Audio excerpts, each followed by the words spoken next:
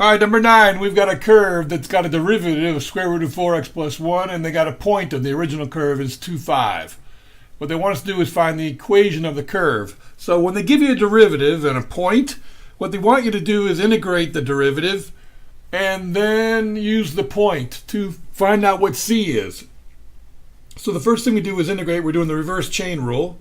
Don't forget to take the reciprocal of 4. And then I'm going to make it y equals, and then put plus c at the end. And see, now this is where the point comes in, because the point is an x and a y on the curve. So I just got to put these in here, and then I can figure out what c is. And when you do all that, you're going to find out that c is equal to 0.5, giving us an original function of 1/6 times 4x plus 1 to the 3/2 plus 1/2. Now in the second part, they're giving us one of these increasing, the change in y or the change in time is 0.06. They gave us that.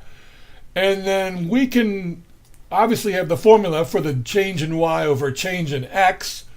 So we can plug in the point x equals 2. That's the point they want to do, 2, 5.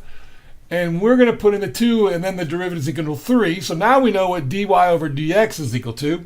And keep in mind, what we're going to do is we're going to put these together so the x's cancel out, giving us dy over dt.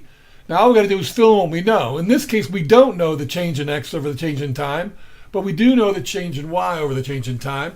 So to get the dx over dt by itself, we divide 0.06 by 3, and we get 0.02. Now in the third part, they want us to show that the second derivative times the first derivative is a constant. So all we got to do first is find the second derivative. So we take the first derivative and then take the derivative of that, again, using the chain rule.